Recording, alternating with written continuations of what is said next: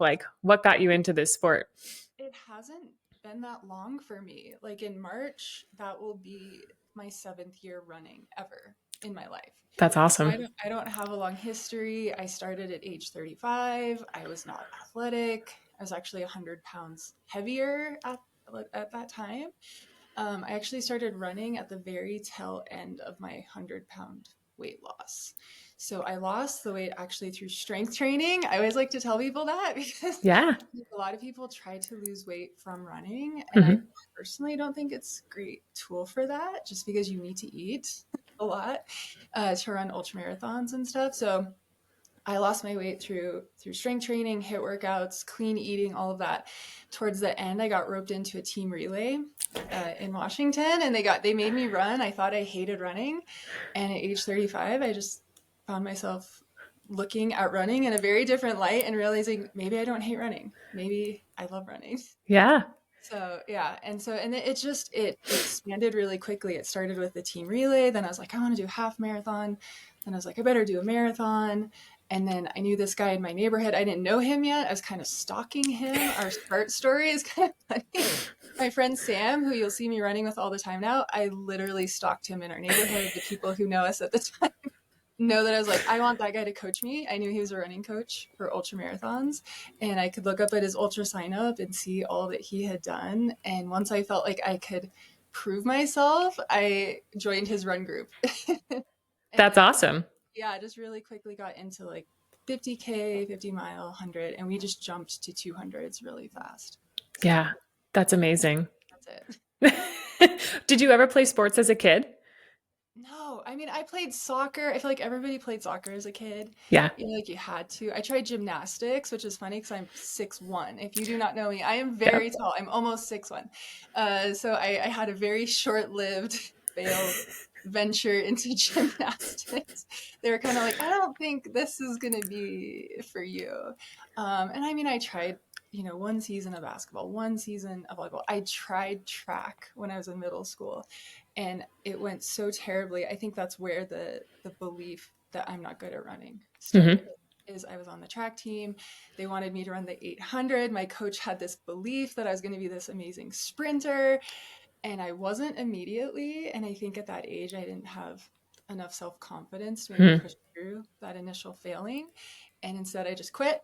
And even though my whole family was runners, I just gave up on running really Yeah. young. So, yep, Yeah. went more academic at that point. Do you Like really, remember? Say it again. I was like the debate team, math Yeah. team, band. Yeah. That's all good though. Do you remember what your first 50K was? What your first race was? So, a lot of my first things were not official races. Hmm. So, like the first time I did a 50K, was pacing Sam, my friend, and was my coach at the time at Waldo 100K. And so he did the first half and then picked me up at halfway. That was when he was like, if you want to do ultras, come out and pace me at one and see what they're really like, and you'll know. And so I was so scared to jump in and pace him. I'd only done the marathon distance. So pacing was going to be further than I had ever gone before, which I wouldn't recommend. That's probably not the best idea. But he had run with me enough. He's like, I know you can do this. And so I paced him a 50K that day. And I just loved the ultra environment. Like, Hmm. just the people, the aid stations, the other runners. After that day, I was like, I want to do this. And then I think my first 50K was like a fat ass run in Washington, Capitol Peak. The year we did it, it was like a blizzard. There's like feet of snow, and it was just a total mess, but I did love it. So That's awesome. I love that you said that your first one wasn't an official race because that's something I see a lot of or hear a lot of. People are kind of intimidated. They want to do it, but they're kind of intimidated to enter an official, race. So a lot of, I'm trying to think of like, do a quick count in my head, but I've had a handful of women that I have worked with as a coach and just women that I know who are like, I don't really want to enter an official race, but I'm going to train as if I was, and then I'm going to go out and make my own course and just run, that number of miles on my own. Just, it's kind of like for their own confidence. They're like, I want to see if I can do it first before I, enter an official race and like get my name on the roster. Yeah, and I think that counts every Hmm. bit as much. In some ways, it's harder to do it by yourself. I mean, I Yes. was doing it at a race, but I'm thinking of my lead up to my first Moab. If you look at my ultra sign up, it looks like I did that fat ass 50K, and then the next race is Moab 240. So people are Yeah, like, actually, I was stalking your ultra sign up before, and I was like, oh, that's. But I knew that like you were probably going to tell me something like this. That, like it's only a small fraction of the stuff that you do that ends up on there. So exactly. And so it's like what you don't see is between that 50K and Moab, we did 100 miles ourselves Hmm. twice. And I think, like I said, in some ways, doing those self runs, it's harder because no one's going to check if you do it. No one's going to make you go back out there. Yeah. It's self accountability. But I think it really prepares you. Like when we went to Moab, I was like, oh my gosh, I'm at this start line.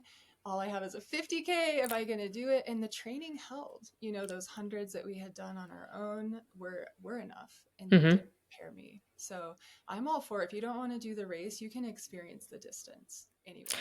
Yeah, and like you said, you can get it through pacing too, And I'm always encouraging people to either volunteer, like at an aid station or in the setup or breakdown, or to actually pace a friend and get in there. And lots of races now, you can pick up pacers early, drop them off, at regular intervals. So it's not like you have to commit to a 50K pacing. Like you could commit to 10 miles, 15 miles, something that might feel a little bit more manageable, but will still sort of put you in that environment that you can get a real feel for, okay, do I really want to do this or do I not want to do this? Yeah. And I think you'll know. Yeah. Yeah, for sure. I haven't heard of, I mean, maybe like a handful of people who are like, I think I'd rather stick to the roads. Most people, if I had to put a percentage on it based on interactions that I've had, I feel like it's 97% of people are like, yeah, I'm totally going to switch and totally going to go to the trails. Absolutely. I feel that way too with the 200s. A lot of the people who pace, Hmm. and the next year they want to do it. Yeah. They got a taste for it. Yeah. Yeah. So when you first started running, was it all on roads or did you do like a mix of road and trail? When I first started running, it was all on roads, and that was where I never really felt like I fit in. My parents were both road runners. They Hmm. were both really big into marathons and pace, and that does not appeal to me. Like, I don't know. I don't wear a watch when I run most times. People being obsessed with like, how fast did you go? What was your time? For me, that is just cutting running so short for what Yeah. it is. And so the road running world, I was never going to pull me in because I'm just not that motivated by beating other people or having a certain time. I'm like, I don't know. Maybe because I started so late and Hmm. after injuries and 3 kids, I was like, I don't care what my time is. I went running. Like, why can't we just celebrate that? And so I think finding the trail world where that is much more the mentality immediately pulled me in, and I was ready to get off of the road. And like you said, as soon as I got onto trails, it was like, I'm not going back. I do still run on road, I do still train on it a bit, but it's not my happy place for running for Yeah. sure. Yeah, absolutely. I agree. There's sort of, I always say it's a necessary evil. Like for me to get to where I want to go here, I have to run, some roads before I can find the dirt roads or the trails. So it's like a conduit to get there, but it's not my preferred place either, for sure. It is well, and my next race is Arizona 300, Yeah. which are 40 miles of pavement in the middle of that. So people are like, why are you running on pavement right now? And I'm trying to train my pavement running again because I had so moved to trail that I would just pretty much avoid running on pavement. I'm not worried about hanging in there on trail because I like trail. I like being out there. I'm worried about hitting 40 miles of pavement mentally. Yeah, especially in the middle. Grid and something. And so I'm running a lot of pavement this year, kind of training for that long stretch and just getting used to that expansive, um, not exciting terrain and just passing the time on there. Yep. Oh my goodness. Yep. So at what point did you decide like, okay, I think I'm going to do 200? Um, I think after we did a 100, we ran 100 miles around our own neighborhood. And I just thought there's no way we are going to be able to do that.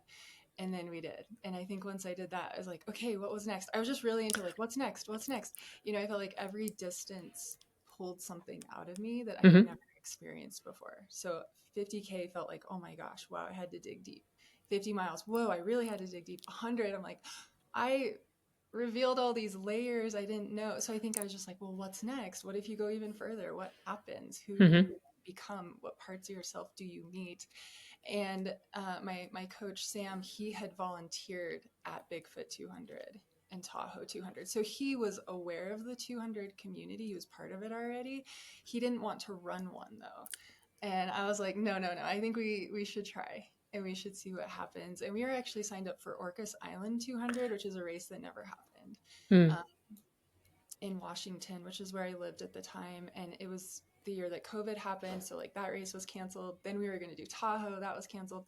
Then we are going to do Bigfoot, that was canceled. And then Moab actually happened that year. And we got in off the wait list like 2 weeks before. That's So, crazy. it was just a last minute, like, the only race happening. And we're like, let's just throw ourselves at it and see what happens. So did you spend all year training for each of the subsequent races only to get them pulled out from underneath you? Yep, we Yeah. did. Yeah, because Orcus was supposed to be, I think, in May. So we had been training for that like all winter. And then it was just like one after another. So we were trained and ready. We were really excited to get to do one because it's not easy to train for Mm. these. So just staying at that level of fitness, trying not to be injured, and Hmm. thinking we're going to do a race and having them canceled, that was kind of hard. So, That's crazy. yeah. That's crazy. Mhm. So you get to the starting line of Moab. Was it a full race that year? It was a full race, but it was a Mm. little different. We had staggered starts. That's right.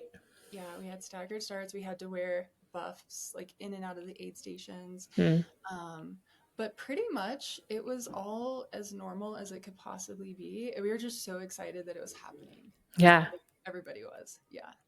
Yeah. So, So did you and Sam run together? Like, was that your plan to stick together the whole time? yeah, we did. We did. We've done it together twice. And then one year, 2024, Sam DNF'd at mile 100. Mm. And then the other 2 years that I did it without him, he did pace me for part of it. Mm. So he's always been there. He's not as obsessed with Moab 240 as I am. Well, yeah, because this will be your sixth time, right? This will be. 6 year in a row. Yeah, he's like, I'm not following you down that. He likes Moab, but he's not like, I need to do this every year. He doesn't feel like that. Yeah. So, yeah. Do you feel like it's sort of like a compulsion now? You have to do it? I Because, worry because I do have OCD. So, I mean, like, documented. Like, I was in a lot of therapy in my 20s. I will be upfront about that. I have to be careful that it doesn't become a compulsion. But so far, it's been just that I love it so much. And I feel like it's okay to do something that you love and enjoy and grow from every year. If it ever feels like I'm doing this just out of obligation, I don't want to do it, I'm doing it out of habit, I think that's when I'd have to be like, okay, it's time to cut that off. yeah, yeah, that's a healthy approach to it for sure. There are lots of people who start out very innocently in this sport and then, it just takes hold and like, compels them to do all sorts of things. I was going to say crazy, but it not, I use the word crazy very lovingly. That's not, um, and it turns into a whole obsession and sometimes people aren't able to break free from it, so it's good that you have a little bit of separation in that sense. You can, and have a good healthy approach about it. And like I'm kind of joking but not joking that I did a lot of therapy for my OCD, but I think it helps with running with the compulsive nature of it because I am actually very picky about what I do. I don't do anything I don't want to do. I think a lot of people are like, hey, this person did that or they're doing this, and you could get pulled in. For example, I've never done the Triple Crown, and people Mhm. are like, why don't you do the Triple Crown? I probably could, I just don't want to. I don't feel any pull towards it. So I think that's where you have to stay in your own lane and just be driven by what you really feel pulled to, not what Mhm. everybody else is doing or what's exciting at the moment. Yep. Um, and so I try to be pretty careful about what I sign up for because there's so much. Yeah, there is so much. That is such a good point because, and I also agree with your other point about how you can really get pulled in from, other people saying, oh, what about this or what about that? And I think that's where it starts to become a really slippery slope and where you can get, you know, like signed up for too many races and then end up, overtrained or burnt out because you don't want to miss out. There's a certain amount of like ultra running FOMO, there's so many amazing races. When you said you don't have any real compulsion to do the Triple Crown, that's how I sort of feel about Leadville or Western States, people who are, just dying to put their name into the lottery for Western States and and it doesn't do anything for me. And some of my friends are like, oh, I totally get that. And others are like, you're crazy. Why do you not want to run? I'm like, I don't know. It just doesn't do anything for me. I don't, there's no benefit to me putting my name in the lottery if I'm really not in it. No, I totally relate. I always try to go to a race to see it if I can. For example, I paced at Leadville. And Mm, I live in Colorado. I'm from Colorado. I love Colorado. I'm a huge advocate, but I did not feel a pull to it after, yeah. which is nothing to say anything against Leadville. Like you said, it's just a personal, just because everybody wants to do the race Yes. doesn't mean that you will, doesn't mean it's the race for you, doesn't mean it's not an incredible race. I was super happy to be a part of it. But yeah, it's the same. I try to be really discerning and like, do I actually want to do this, or is it just a hot race right now that everybody wants to do? So, do you think that if you had gotten into Bigfoot that year, or if you had gotten into Tahoe, that you would be running those consecutively? No, you think it's Moab all the way. I would not be running Bigfoot. Um, I work for Destination Trail. I should say that. So I Yeah. love all of our races. I say that lovingly with Bigfoot. I actually cannot believe I finished Bigfoot because of how different it is. Hmm. I think that's the thing that maybe people don't realize is how different these courses are. Because Yes. Bigfoot is a completely different beast than Moab. I really had no experience for any of them, but most of my training is running. Whereas Bigfoot, I kept being like, where does it get runnable? Where's the runnable parts? And everybody's like, the last 13 miles are on pavement. Other than that, you're up or down. I did not have the climbing legs. I mean, I finished. I finished just out of like pure grit. It felt like I was so beyond myself on that course that I'm actually really surprised I finished. If it had been my first race, I don't know if I would have finished because I think I just would have been so shocked by what Yeah. the course was like. Um, and so, like, for example, people who have through hiking experience do really well at Bigfoot. I have no experience with that. Since doing Bigfoot, I have really tried to improve my hiking and climbing and strengthen my legs in that way. So I'm actually curious to go back and do it again, but it's not something I feel like I need to do every year. No. Yeah, it's funny how you say that too, because people have asked me the same thing about, oh, you did Tahoe. Do you want to do Bigfoot? And I was like, no, I really don't. Like, it doesn't call That's to what me. Bigfoot is. Bigfoot is so hard. It's beautiful. It's lovely. It's like I said, it's one of those where like I can't believe I finished it. Yeah. I wasn't built for it at the time. It was shocking. It really shook me in a way that no race ever has.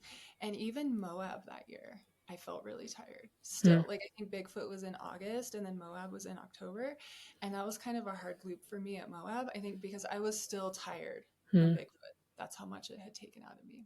Yeah, I'm always impressed at the people who are able to do the Triple Crown because after Tahoe, I had zero interest in running for probably like a solid 2 months. I would walk, I would lift, I would like, I would walk, I would do all my other stuff. And I was just like, I have zero, zero interest in running. It wasn't just like that I wasn't recovered because I definitely took plenty of time to recover. It was just like, yeah, I'm like, I really just need a break. So I'm always impressed that people can do all three in a calendar year. I am too. And I think that's why I don't want to do it also because I'm the same way. After I finish Moab, it's always the end of my season. I wait to run again and take on mileage till I feel like it. Yeah. And I like to wait. And I don't know how long it will be. It could Hmm. be 2 weeks, could be 4 weeks, could be 6 weeks. This past time it was like a month at least. I just didn't feel like it. Like you, I'm like, I want to strength train again. I want to go back to my winter, Hmm. lifting. I always want to do that way before I want to run. So if there is another 200 just right after, it would go against my philosophy of just like not pushing my body when I don't feel like it Yeah. into a big thing like that. Yeah. Yeah. I think one of the points that you brought up, oh shoot, I'm going to lose my train of thought.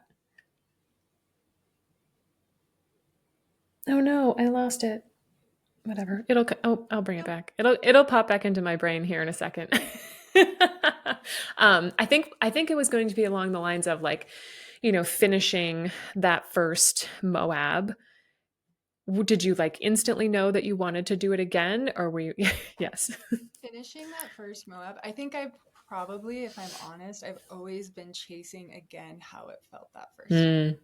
because the first time you do it, you really don't know if you're going to be able to do it. I especially didn't know. I was like brand new to running. I just lost 100 pounds. I had only done a 50K officially. I was like maybe the least, on paper, like least prepared person.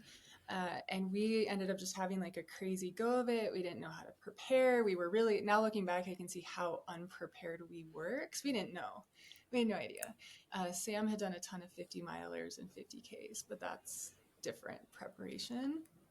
And we got super lost at like the halfway point, Oh and we were no. lost for like 3 hours out at Shea Mountain. And so we got really close to the cutoffs at halfway, and Sam actually wanted to stop because, based off of his experience with other races, he's like, if we're almost out of time at the halfway point, we are not going to be able to make it up. Mm.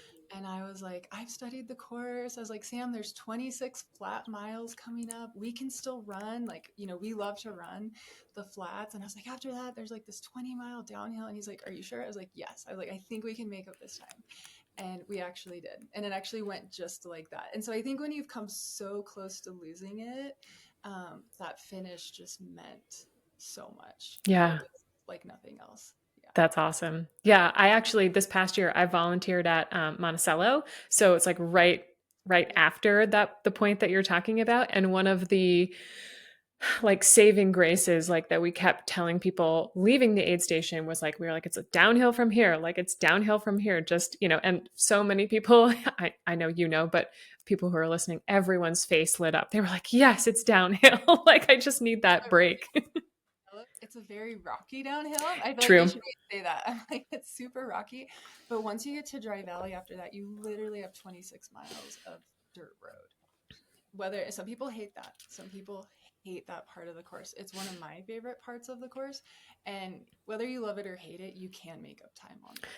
I was So, just going to say that's the thing is like if you get to a flat surface like that, you can even if it's a shuffle, like at least you're not having to climb or contend with rocks or go downhill. Like you can at least get some sort of a consistent like pace going and make up some time. yes, yes, absolutely. Very.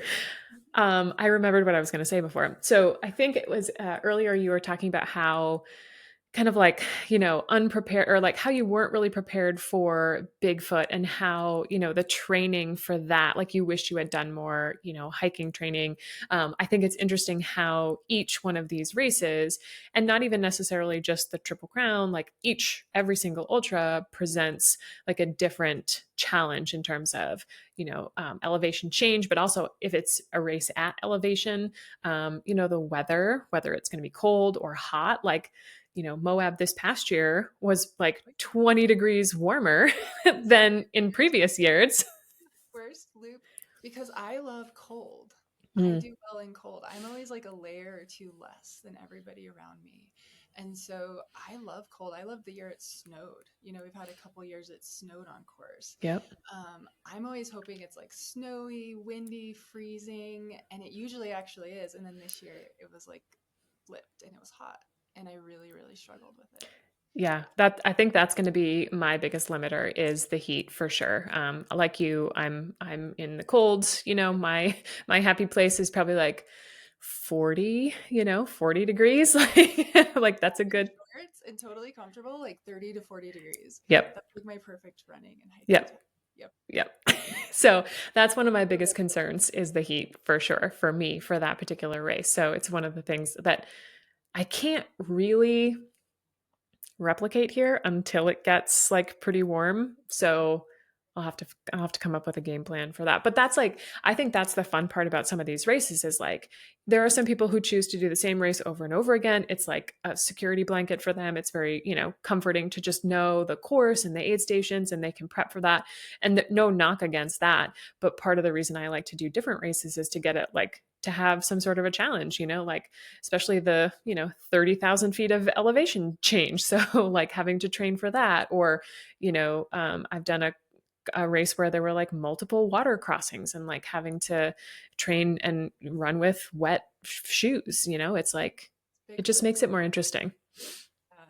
Yeah. Yeah. And what's funny about the 200 distance or 240, every time I've done Moab, it has felt like a different race, even Hmm. though it is the same race. It actually isn't. The first three, only twice has it been the same course, even. So, with this distance, with the permitting, with how far it is, there are little course changes a lot Hmm. of years. And at one year, they added that whole Monticello section was new. So, they added in 2024 13 miles and I think 3,000 more feet of climbing because by the current measurements, the race had been measured a little short. And so the course has almost always been different. The weather has always been different. The start time has been different. So it has, yes, like you said, you know the aid stations, you know vaguely what it's going to be, but actually the 5 years I did it, they all could feel like completely different races. Yeah, And that's I was a interesting. runner too each time. So Say it again. I kind of came at them just in different places, like where I was at, like with my life, with my training, with my Yep. kids. Um, if I was doing more strength training, more running, it's like I always showed up kind of in a different place too. So you Hmm. combine it together, and it's like still mysterious to me what's going to happen at that race. Yeah, and it's this is one of those sports where even though it could be the same race, the course is different, the conditions are different, and it's not necessarily the same as like road running where, you could do a Boston or a New York or a Philadelphia and, I mean, aside from the weather, I mean, the course is pretty much set in stone. Your pacing is probably within, a relative plus or minus from what you've done before. So it's a very controlled environment. Ultras, all bets are off, right? Like you've got wildlife, you've got, weather, you've got on the fly changes to the course based on weather or, permitting or whatever. So and for some people that's very unnerving. They don't like that, which I can totally respect. But for others of us, we're like, okay, here we go. Exactly. Yeah, and with Moab, like I said, they've changed the start time. There are parts of that course that I love in the daytime, Mm, and at nighttime are the biggest struggle for me. Um, the same course, the exact same piece of land, if you see it in day or you see it at night, it can feel like a completely different place. Um, yes. I realize that because I'm always like, this is my favorite part. And then I'll do it at the next year and I'll do it at night and I'll be like, no, I hate this part now. It's so funny that you said that because at Tahoe, the year I did it, it was out and back. So it was Homewood to Heavenly and back. And my friend Frank paced me during all of the overnight stuff because I don't love the dark. So if I can have someone like pace me at nighttime, that's like really great. And I just kept saying to him, now, mind you, it was probably like day 3 when I was on the return trip and we were doing kind of the flip, right? So like everything I had done in the day, I was now basically doing all of that at night. And he's going to laugh so hard when he hears this. But like I just kept saying to him, I don't remember this. I don't remember this. I don't remember this because A, you're going in the opposite direction. And B, it's night. Like you have no, like you can't see, what's the word I want? Like landmarks or whatever that you might have been basing your basing yourself off of before. I'm like, I literally don't know where I'm going, Frank. So like you're gonna have to help me out because I don't remember any of this. Yeah, the year I did Tahoe, it was the year after you. It was a little different. Like we had like a double out and back. So we Yes. started and went one direction and back. Yep. It's pretty close to the course they still have. They've cut it. And I had the same experience there that I have at Moab, where you see things one way, you come back the other way, and you're like, you feel vulnerable and scared, even though you've been there, because you're like, this all feels different. It feels different at night. It feels Yep. more for example, like Moab finishes in the last 18 miles down Porcupine Rim, which is a Hmm. really famous mountain biking trail. I've had times like 2024, I literally shuffled down that whole thing so happily. It was daylight. I came in at sunset. It felt like those 18 miles went by so fast. And I just pretty much ran all of it. I was feeling so good. And I was like, this is so fun. This is the perfect finish. Because it was daylight, I could see the trail and the rocks enough to feel confident on my footing. This year we came behind a bit because of the heat and we hit it at night with the sun went down on us and it was suddenly like I didn't have confidence to run. Yeah. It feels like the cliff edges are right there and you can't see if you're going to fall off or not, and it felt really scary and vulnerable, and that was just 1 year difference of triumphantly running down it in the day and then at night just like wandering around feeling lost, confused. Hmm. sad. Like, why is this so long? It never ends. I literally had almost like a panic attack. Like, I wanted that 5-year buckle so bad, and it just felt like Porcupine Rim was an eternity in the dark. And Yeah. so when you're talking with other people, their experience might be different than yours depending on the time. Yeah, totally. It definitely makes a, it definitely makes a difference in terms of night or day, but also the start time this past year, starting at noon. I was at the first aid station at Hidden Valley. And so many people came into that first aid station completely wrecked because started at noon. Like I said before, it was like 20 degrees warmer than normal. So it's probably like 75, almost 80 degrees. On those rocks, it was like 90. Yeah. Yeah. I felt so bad for you guys, like depending on when people came in, because then you have to obviously, like for people listening, you come sort of over this, rim, you come down into the aid station, and then you turn right back around and climb up the other face. And it's just like switchbacks back and forth. The early people got to do it in the shade. The people on the tail end of the pack had to do it in full sun, and there is no breeze whatsoever. Yeah.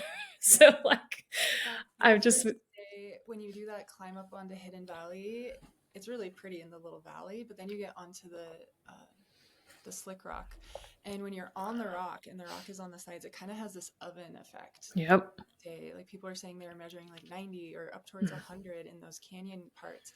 And I think we weren't even to mile 16 and I saw people vomiting. Yep. And I've never seen that before at Moab. And I think that's when I was like, okay, I think we're all in trouble this year with this heat because we shouldn't have people vomiting and laying on the side of the trail at mile 16. This is Yeah. too early. Yeah, I agree. Like 8.2 or whatever mile we were at, I felt was, and I've not done that race, but I was like, holy hell, like some of these people coming in white as a ghost. We had a couple people vomit at the aid station. Um, all of volunteers were great. Like I was in charge of yelling out numbers, like keeping track of everybody. And at one point I like wanted to jump in and help because like there were quite a few people that needed help, but everybody was good. We got them like where they needed to go, ice and water and, all people into the shade. And there were a lot of people that hung around at that aid station, probably a lot longer than they had planned for, but it was a smart decision because they wouldn't have made it to the next one had they not. That's what we basically decided at mile 16. Like we were kind of trying to stay on our race plan up until then. And then when we started seeing people sick, laying on the side of the trail, we ourselves weren't feeling great. Like there's a road coming into mile 16. You get on pavement. Usually we run that really not fast, but like run, for real run. And on the pavement that day, like you said, by then the sun was really full force sun, all exposed. We got to the mile 16 aid station and we decided to stay longer than we had planned. We're like, actually, we need to regroup because when you leave there, you have 50 miles without a drop bag. Yep. And you have 50 miles till you see your crew again if you have any. Very exposed part of the course where they can't do rescues, they can't help you once you leave Amasa back. So we were like, we're going to slow down. We're going to throw our timing plan out the window. We didn't know it was going to be 90. We didn't know it was going to be this hot. Yeah. And what was so crazy is I kept trying to hang in there that day thinking once the sun goes down, it will cool off and I'll feel better. And then we can run that first night. It never cooled off. It was hot all night. Wow. Runners were all saying like, how is it this hot at night? Usually the nights at Moab are freezing. Yeah. I don't know. It was just like a heat wave. And a lot of people that first night, it just got worse and worse of seeing people just taken out. Mm. Yeah, I like how you brought up how you had, you had a timing plan, like had calculated going in, coming out, what your pace was going to be. And it's another thing about ultras is like when conditions change and, external environment happens to be, throwing you a curveball, you can't always, I mean, like having the plan is great. I always create a plan. I always tell all my athletes to create a plan, but I also always say, there's a little asterisk on this. It's like at any point it can go straight out the window and you have to be okay with that. Like it's a good exercise to go through to figure out like what does your pace need to be in order to make the time cutoff. And you can get back on track, so to speak. You might be off a little bit here or there, but you have to be willing to let it go in favor of self-preservation at some point. Yeah, because if we had kept trying, we had put a lot of running on the first day, just assuming like other years that we could. And in that heat, we were like, if we actually tried to hold that pace, we could take ourselves out because Mm. we can make ourselves so sick that you don't finish. So it's like you got to have a long term plan of just survival through some days, nights during the Yeah. 200. Totally just adapt to what's happening. And yeah. How many miles did you cover in the first day? Not as many as we had hoped. I'm trying to think. I mean, we were at noon the next day, I think leaving. Well, I had a rough night. I couldn't eat. When it Mm. never cooled off, it's like my body freaked out. I do Mm. not like heat. I don't do well in heat. That's something I'm still learning about myself and trying to get better at. I'm trying a bunch of new things at Arizona. It's probably going to also be hot. I know Yep. heat is my struggle. Heat is my nemesis. I try to just approach it with curiosity. Like I'm not going to avoid hot races. I'm not going to, you know, let that hold me back, hopefully, but just keep trying to do a little better maybe each time. But the first night at Moab, basically after base camp, I could not eat. So I couldn't eat from mile 30 to 70, which Oh, was that whole first night. It was just liquid nutrition, which I think the only way I was able to do that was just experience and my body being a little bit used to the distance.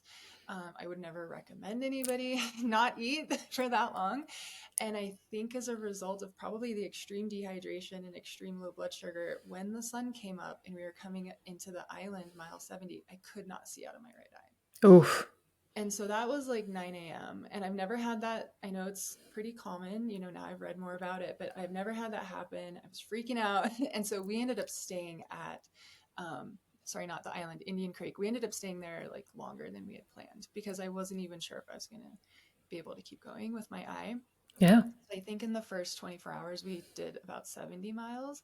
And usually we would have been further. But again, we were just kind of tossing all plans by then out and just hoping to still make it.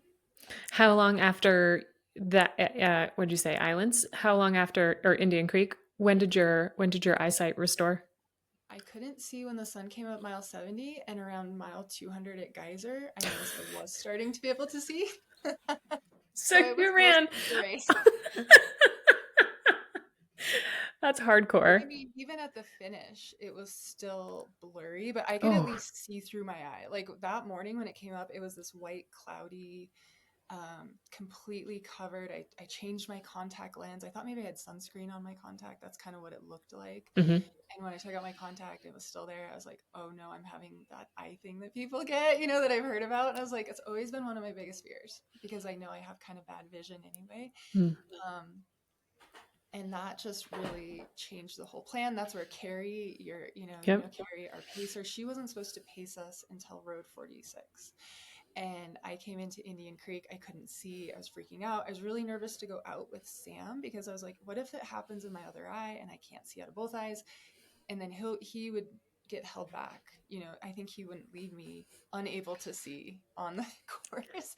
You would Just hope not. as a friend, I mean, I don't know, maybe he would, but I would be in a place, also, like I said, I work for Destination Trail. I really love the 200-mile distance. I would never want to put myself in a place where I'm going to become problematic for the race, where they're going to have to come rescue me out of some place because I cannot see. How long would that take? Yeah. And so I didn't want to make a dumb decision. So Carrie jumped in to pace us way earlier than she had planned and much further than she had planned. And that's really how I got through that vision thing. I only felt safe with a pacer. And thankfully, Carrie, with very little notice, jumped in to do a very hard 50-mile section with us. So, Yeah. yeah. High five to Carrie. Hi, Carrie. Well, yeah, and that's one of the things that's so great about having pacers is like, you know, even if let's put the vision thing aside for a second, when you're on day 2, you're on day 3, you're on day 4, you aren't thinking clearly. What I forgot to ask, was there any point between 70 and, where did you sleep at 70? Like where did you? Yeah. I tried taking a nap because everybody was like, sleep and it will come back. Yeah. Okay. Medics were like, we've seen this, it's going to come back. And so I slept at mile 70, although very fitfully because I was very nervous. And I kept waking up being like, can I see? Can I see? So it probably wasn't the best sleep. I then, we made it to Bridger Jack, mile like about 100. I slept again and longer than we had planned. I kept trying to get it to come back.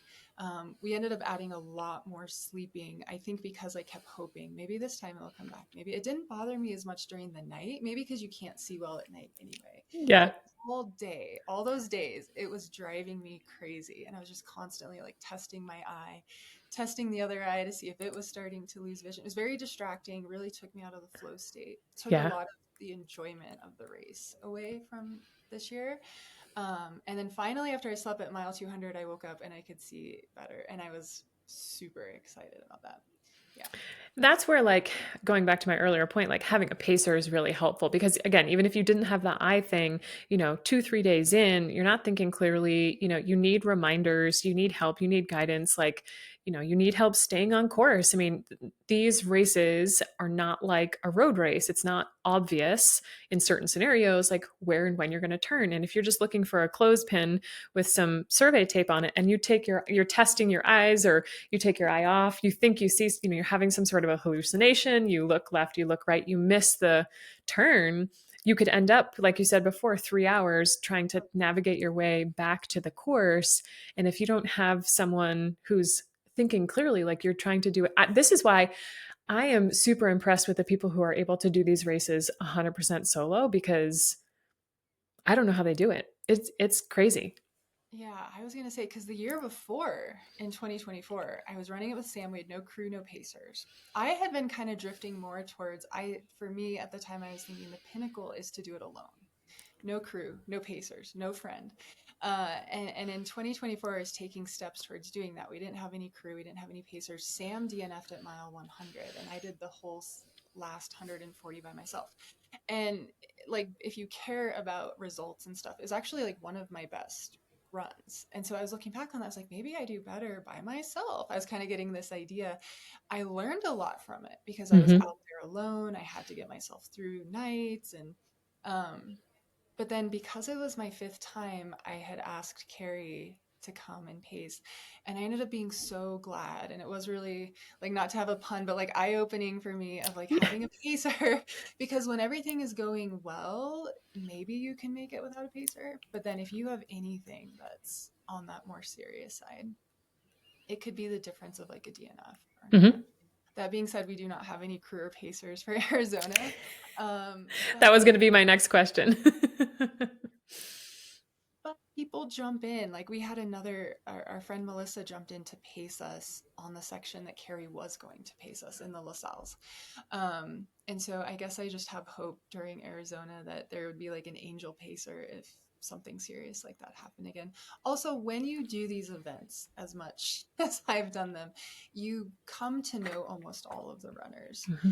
And it is a very tight knit family. For example, when I ended up alone in 2024 and I was in the LaSalle's at night, I was not wanting to do it at night alone, but that's just how the cookie crumbled with my pace. And I kind of got really scared in a very dense wooded section. And I remembered that someone had left the aid station about 15 minutes ahead of me. So I just started like running uphill, which I would not recommend at that mileage, but I caught up to Brian, his name, Brian Hamilton. Probably a lot of people know him. And I basically said, Brian, I'm borderline having a panic attack out here alone at night. Do you care if I just lag behind, even if you don't want to talk? Can I just like keep you in sight? And he's like, I would welcome the company. Let's do it together. Let's talk. So we became each other's pacers. So even if you don't have a pacer, a lot of people buddy up for sections and help Mm-hmm. each other. I also try to talk people, not like force them, but like people who are shy about going to a race by themselves, talk them in kind of using that angle. It's like, okay, there are going to be lots of other people, at the 50K, even, all the distances. But especially at like a 50K, they might not necessarily have friends or family that are close. And, there'll be lots of people there by themselves. Everyone in this community, I haven't met an unfriendly ultra runner yet. And so, anybody who you sort of like fall into a rhythm with would probably be happy to run with you for a short or long period of time. They probably, like Brian, would welcome the opportunity, the company. So it's good. Like I would hate for someone to not go to a race, not do a race because they don't have someone to do it with them, to pace them, or to accompany them to the race. You can totally do it by yourself. And I guarantee you'll probably leave with more friends than you came with. So I've made some of my best friends on the Moab 240 course. And it's funny that night with Brian, we both shared our whole life story trying to keep each other awake. Do not remember. And he probably doesn't remember mine either. I feel like I know him. Like we shared everything. We were trying so hard to stay awake.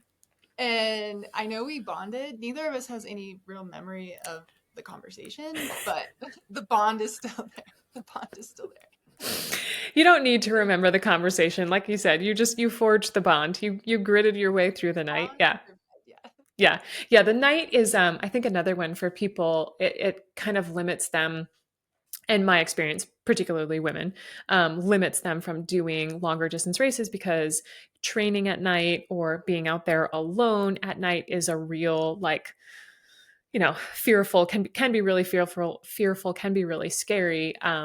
And same thing, like if you can go to the race with a friend, but also you're definitely going to make some friends at the race, especially in the overnight sections. And depending on how the course is set up, like if it's an out and back course, where you're just going to be seeing people back and forth, that's a really good one to start with, in my opinion, if you're going to do like a nighttime excuse me, a nighttime race. Yeah. Yeah, I'm really I want more women in the 200s because it's always like 80% or something men, and I think women are actually so built for that distance and they don't realize it. But like you said, there are a lot of training hurdles, like being okay at night, training at night, being in out in the wilderness at night, and that is very real concerns. But once you get there and you see almost everybody welcomes more company, and you will find people sometimes just sit and wait at the aid stations until someone wants to go out with them, Yes. and that's very common, very welcomed. Even people with pacers, I've joined Hmm. in with people who had a pacer, and the pacer is basically pacing both of us. um, I think that's one thing I like about the 200s. Of course, there's the elites who are competing at the front. That's a small group. The rest of us, we're not against each other. We're against the distance together, Yep. and we want everybody to finish. I've never seen runners help each other so much, bond with each other, um, checking on each other. You get to the aid station, you've kind of lost track. There's a lot of cat and mouse with people because if they Hmm. sleep or then you sleep, it's like you were with them, and then you don't know where they were, and everybody's checking on each other. Everybody wants everybody to make it because you all know how hard it is to tackle the distance. The other runners are not your competition. The No. course, the weather, the distance, that's your competition. And it creates this shared bond between the runners of like, okay, how can we help each other to do this? Yeah, I couldn't have said it any better. Absolutely. That's how I feel too. I feel like that with all the distances, but especially, I mean, I have only run one 200, so you're in a completely separate bracket than me. But like, that's how I felt, on my 200. I stopped and helped some people. People, were like, comment or like as they were passing me like, oh, there you are, like, we've been looking for you, you know what I mean, sort of like back and forth. I definitely had many conversations during Tahoe with different groups of people. None, I don't remember any of the, conversation, but like long, lengthy, like very in-depth conversations with people that I may never see again. So maybe I will, but it's just good to, know that you have friends out there, that you're not alone, like someone will be coming up on you or passing you, you know what I mean? Like, so Yeah, and it's, that yeah. would be a recommendation for people too, is like have awareness at an aid station, like who leaves right before you or who's right Yep. behind you. And if you do get into that panic state, you can either stop and someone will come, Hmm. like, eventually, or speed up a little and you can usually catch up to somebody. And Hmm.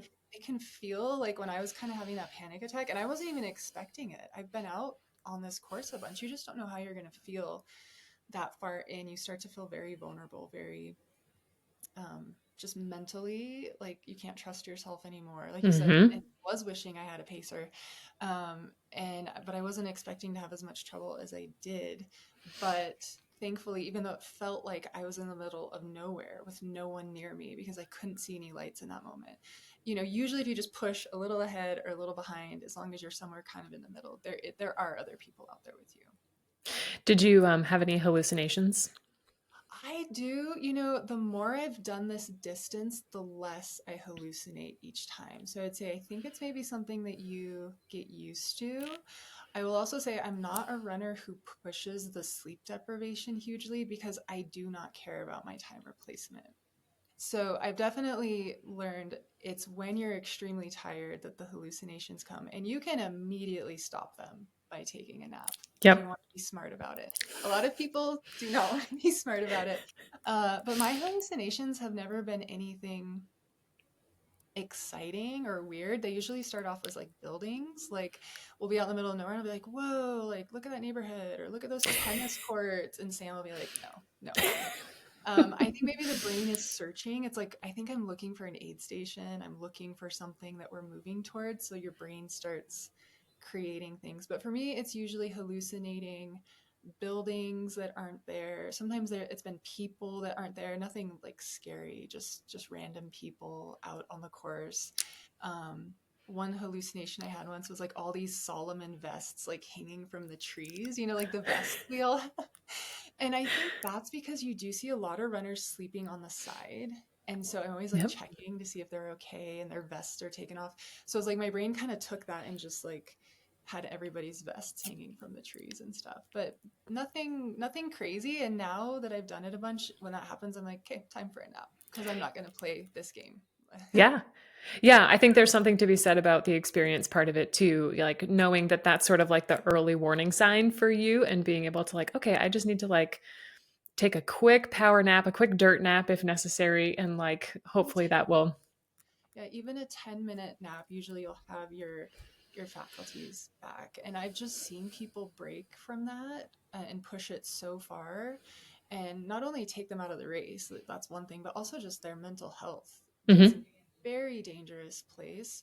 They're a danger to themselves, they're a danger to the course and the race organizers if they've gone off course thinking they're going to a party or something. Like some people have totally detached. Yeah.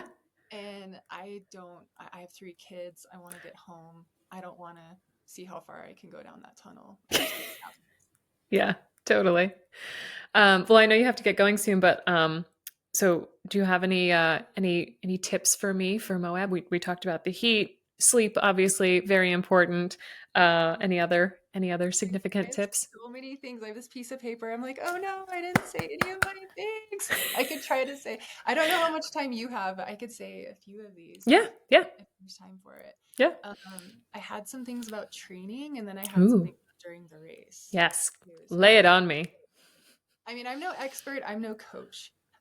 But one thing that I did, I think it was probably between my second and third Moab, was I started really training my walk separately from my run. I don't know if you already do that. I'm Um, all day long, baby. I feel like we're in alignment. Like I do a lot of strength training. I know you do Yep. too. I like to train by running, but I realize the reality is that for the mid pack, for most of the race, you're gonna walk as much as you run, maybe even more.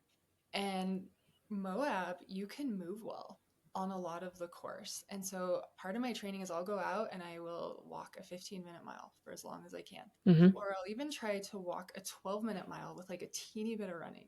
Hmm. So being able to hold 5 miles per hour, as slow as that may sound to road runners, that's a very powerful pace. 4 to 5 miles per hour is a powerful pace in 200s. And there are long sections of Moab where you can actually hold that pace. If you've trained it, your feet are going to hurt. You're going to barely be able to hold your eyes open. So I think that's why you have to train it separately because I've Yes. seen a lot of people who lose their ability to run. That's okay. That's going to happen. And they go into like a death march. And Yes. it's just mentally demoralizing to start thinking about how long most of the sections are 15 to 20 miles. So if you can only barely drag your feet and you start thinking, this is going to take so many hours, I think I've seen it spiral people mentally to where they give up because they don't want to walk that slow that far. Yeah. So if you have like a really peppy, fast walk where you're like, okay, I can't run, I can walk really fast, it's actually not even that different of a pace from my shuffle. Yeah. I think it's a really empowering option to have. And Sam and I, we switch intentionally between walking, walking fast, hiking, running. We try to keep all of those alive throughout the whole race. We always say we want to run across the finish line. We don't want to run till we lose it and then have to death march through the Yes. rest. We want to be able to move how we want to move through the whole race. And so I think a lot of people miss out on training fast walking. And then also I wrote down like training with a weight vest. People Mhm. struggle with the vest. The vest is heavy. The vest can be like 14 pounds or more. And so I do all my last month of training with my actual vest with water, or I wear a weighted vest that's even heavier. So hopefully my vest feels light. Yes. And I'll even wear it all day at home leading up to the race, like just getting your shoulders used, your neck used to having that weight on you. It sounds like you do. I did. Yeah. It's people thought I was crazy because I would just wear it around. I used to let me pause. I'm curious to know, did you weigh your Moab vest before you like fully loaded? And how Yeah, much did it weigh? I carry a lot and mine will weigh 14. Yeah. Yeah. What about you? I actually didn't weigh my full vest once I got it all packed for Tahoe. But I would venture to say it was probably pretty close because I was running 2 liters of water in the back, a liter up front, and then all my required gear. So for Tahoe, that was like, it was pretty much the same, but I had more bulk, more layers because it was going to be colder. And so I felt like, yeah, that was, so yeah, I did the same thing. I would fill it up for the day with all of my water, and that's how I would drink all of my water like for the day. And I would wear it everywhere. And it was like, I don't think people truly understand. Like, my shoulders had distinct divots from like when I was done at Tahoe. And it was like, so anytime I could take that pack off, it was like, I thought I was might like float away because I didn't have that weight pushing down on me. Like putting the yoke back on when you leave the race, Yes.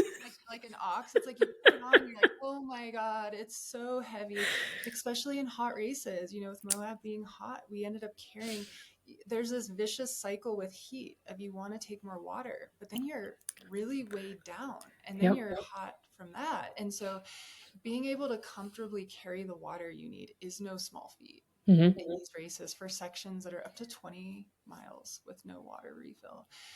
So I try to train with like 20 to 25 pounds in my weight Yep. vest so that when I put on my vest at the race, it doesn't feel like the worst thing I've ever had. Yeah. You see people with core breakdown, with leans, with, you know, Yep. it takes a lot of people out in the second half. So I'd say like train with weight, do weight training, but also train with your real vest. Like you said, I have a whole system, like trash is on this side, my snacks I need to eat are on this side. Like your vest is your little lifeline out there and you should be so familiar with it and have a system for it. And the other thing I said, this would be good for you for Moab, is to really learn the course. Like Mm. this course goes through such special land and you can miss it all if you don't engage with the scenery of where you are. So every year I learn more, but after my first year, when I finished, I knew I wanted to do it again. In the time in between, I learned a lot about the mountain ranges we go through. I learned about all the rocks that you pass. You're going to see all these rock structures. They all have names, they all have history. And if you actually learn all of that and then you know what you're looking forward to seeing, for me, it completely pulls me along of like, oh, we're going to see this next. Oh, we're going to be in this area next. And instead of just detaching and hating the experience, Yeah. you can really engage with this really special piece of earth that you are traveling through. Beyond it being a race, there's something deeper than that. And there's just so much history to the Moab 240 course. It's It's crazy. so beautiful. Like there are, even if you're just passing through there, I think my problem is going to be, I mean, aside from the heat, which we've talked about, is like wanting to stop and just take pictures of everything because it's just so beautiful. Like everywhere you turn is a rock formation or a mountain range. Or, I mean, like there's no, unless you're like, in the mountains, there's no real tree cover. So you can see for miles and miles and miles. And it's just, I mean, it's such a far departure from like the Northeast that it's just like two completely different worlds. So it's like, I think that might be my, so if you see me out there, Yeah. push me I along. probably do. Yeah, it's stunning. It's stunning. In my first year, I remember looking around and being like, "What's that rock? What's that rock?" Mm, Because they all have names. They all have history, and they do. And if you study the course, it just really, it makes it so exciting so that you're not just moving to the next aid station, but like in the in between, you're like, oh, I'm going to go through Lavender Canyon. Oh, I'm going to get to see Looking Glass Rock. Like, I can't Yeah. wait to see that rock again. I see it every year. And I think people miss a lot that they pass by because they're just kind of in their own head or they're in a bad mood. And Hmm. it's good to get outside of yourself and look around, look at where you are, because this is this is why I keep coming back every year. Yeah. I want to experience this landscape again. It's very special. And so don't miss it, you know, just because, yeah, your feet will hurt. There will be pain. But it helps to know just some history to it as well. I think people miss that. Okay. Um, Definitely doing that. yeah, I'm trying to see what other things for during the race. A big thing I always say is like stay on the same team as your body. Mm. A lot of people, I see them getting so mad when something goes wrong. And it's like, well, first of all, you're trying to cover 240 miles. Things are going to go wrong. Don't expect your body to be perfect the whole time. That's unrealistic. And when you're having an issue, your body is sending you a message Yep. about something like nutrition's off, hydration's off, maybe you need to switch shoes, maybe you need to switch your pack. Like your body is trying to help you. You can't finish without your feet. You can't finish without your body. Like, but I think some people get so strict mentally that they start turning on themselves like, why is this failing? Why is it going this way? And that I I don't, it makes me sad when I see people taking that route because it can be such a healing experience with your body, such a deepening experience if you stay on the same team. When things go wrong, get curious. Like, why? Why can't I see out of my right eye right now? Like, Yeah, that what's would have been like a prime opportunity for you to turn on yourself and be like, oh, and get really frustrated. But I yeah, mean, that inclination was there. Like, this has never happened before, you know? And it's like, okay, well, you didn't eat all night, Jess. You went from mile 30 to 70 and you didn't have enough calories. Let's be real. Your body's sending you a message. If you don't eat, the body will shut down. yep. So if you go out there with this really strict plan that no matter how your body feels, you're going to just push through, you will break your body Hmm. and you won't get to the finish line because eventually the body will say no more Yeah. in a way that you can't push through. So I feel like with this distance, you really have to have a problem solving mentality. You have to welcome problems. Like I said, body's trying to tell you something, trying to send you a message. It has limited ways it can do that. And if you course correct and stay on the same team, your mind and body can make it to the end. I think anybody can. But if you drive it too hard, you can break yourself. Yep. So, Yeah, that's one of those things I think like people who are putting off doing a longer distance race, and that could be relative, right? Like 50K to 50 miles, 100, whatever it might be. I think there's like a certain paralyzation that comes because they don't know how they're going to do. But if you just sort of take that approach of like, taking care of yourself and having that problem solving mindset, it's much easier. I always say like you are only going to know about this much of what's going to happen, and everything else is unknown, and it's not a problem if you just take like a problem solving type of approach to it. It's like, it's going to be more difficult if you're really scared about it and you're worried, like, what if this happens? What if that happens? Okay, well, let's play the what if game. What if that does happen? How would you handle it? probably all That's going to happen. yeah, all of it. Your feet are going to get chewed up. You're going to be tired. You're going to be dehydrated at some point. You're going to not be hungry at some point. And that's at every distance, right? You're going to have a low point. You're going to have a high point. You're going to like, someone's going to pass you. You're going to feel like you're going really slow. Like all of it's open to happen. Like it's all going to happen. So it's less about the fact that it's going to happen and how you're going to deal with it. That's going to like dictate whether, to your point, whether you cross the finish line or not. Yeah, and I think especially for women, they miss how healing and how empowering this distance can be. Because I know Yes. for me, as someone who had a history of like eating disorders in both directions, like I've been 100 pounds overweight, I had been underweight in my younger years, to go out and do something with your body that is so hard to see how strong your body is. Like for me, example, with my legs, that's like a place in my younger years, I was always like, why do my legs look like that? I wish they looked different. I had a lot of insecurities around that. Be at mile 200 and look at your legs. Yeah. Like I've just like sobbed feeling like looking down and saying, my legs are still carrying me. Yep. How are they doing that?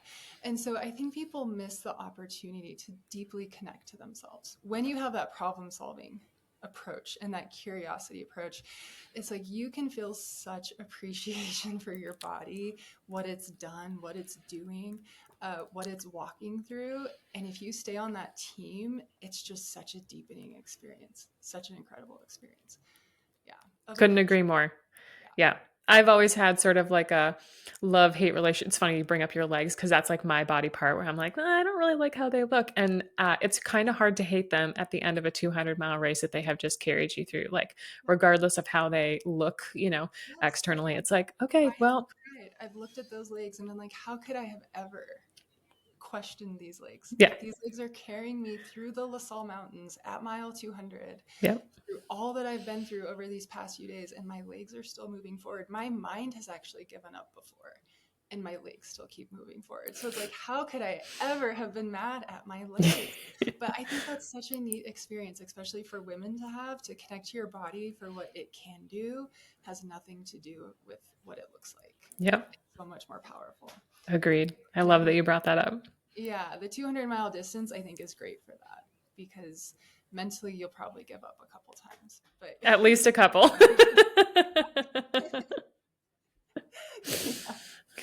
yeah. Gosh, I don't know. Yeah, the only other thing I was gonna say, like if you're having a low with Moab, one of the really neat things is the community. It's true for all races. It's true for all 200s.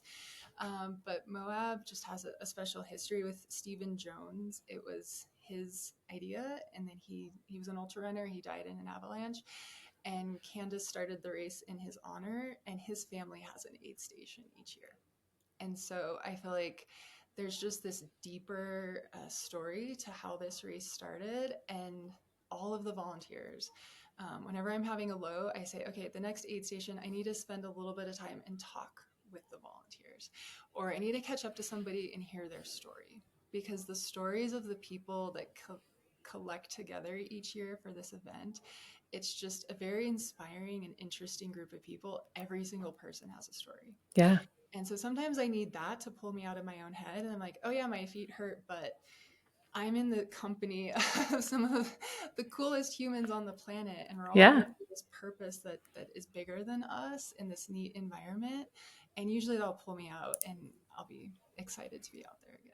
Yeah, that is one of my favorite aspects about any ultra, but specifically the 200s, because you do get a chance to like spend some time and talk to some people, because you're typically going the same pace as them for a little bit, and you get to hear all sorts of stories. You may not remember them later, but like you do get to connect to that person and have, it distracts you. It gives you that connection that I think a lot of us are missing sort of, in our day-to-day lives. And so it's just like a really cool, and you sort of like always like it's with any ultra, I don't want to like not just the 200s, but with any ultra you have like a bond with someone, like if when people who have done Tahoe, people who have done whatever other 100 or 50 or 50K, you can be like, oh, I did that race, like what that person had to go through in order to get to the starting line and then get themselves all the way to the finish line. So it's like that just a little bit of connection that I think we all need more of.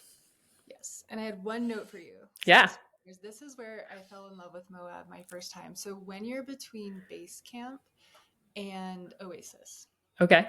it's like mile 30 to 50. You're out in this really amazing piece of land in like Bears Ears National Monument. Unfortunately, Mm-hmm. it's dark. It's stunning, but it just has this amazing energy to it. And I'll never forget the first time I'm out there. Like you said, Moab is open, completely open. And so I remember looking and I could see all the lights of the runners ahead of me. And if you turn around and you're kind of weaving in and out of these canyons, so it looks like a train. And it's just one of the coolest things to experience. And there's a couple of places on the course like that where Cool. you just take a minute, if you're feeling low, like step off the trail Yep. and look around, look behind you, look ahead of you, and you can see everybody out there. Yep. And for me, that's just one of those magic moments of like, hey, I'm really happy to be here. I'm Yeah. happy to be a part of this. I think because at moments like that, I've had a couple of those in a few races, but especially if you are really in your head and then you sort of look up and you're like, oh, there's all these headlamps, there's all these other people. Like, okay, I've gone from being so worked up, so stressed or so like worried or, anxious or tired. And then you look up and see, oh, actually, all these other people are probably in the same situation as me. Okay, maybe I should, not that having a pity party isn't okay. Like you can have a little pity party, but don't spend too much time there. It's just Yeah. cool to have that like, visual of like you're alone in this race, but like you're actually with all these other people at the same time. And I think it's cool what a departure it is from your day to day life. Like in my Yes. day to day life, I'm a mom and I have like two jobs. I work part time. I'm on the computer. I'm busy. But really not doing anything like hugely important. The modern world, it just keeps us all busy, keeps us inside a lot. We all have so many tasks. You always feel behind. It's like, hey, I am out in the desert in the middle of the night, just like chipping away at miles of the stars. That's the other thing about Moab, Oh, the yeah. sky. You can see the Milky Way some years. Yep. That's how clear the night sky is. So it's like so far out of my day to day life. And I love that because I think we need that wild Mm-hmm. aspect back into our experience to feel Yes. happy. So, if you do a race like Moab or Moab particularly, don't miss how amazing it is and just soak up those moments of like, I'm breaking free from what I would normally be doing. Yeah. Yes, it's painful, but my soul needs this. A And I hundred actually percent. am, like why I do it every year. I feel refreshed in a way. It might Yes. sound weird. No, I agree. I definitely come out a little bit physically beat up. I need a break from running, but my soul is refreshed from that experience of spending nights and days outside in the wild with the sky. And I think that's what really draws people to do these things is that.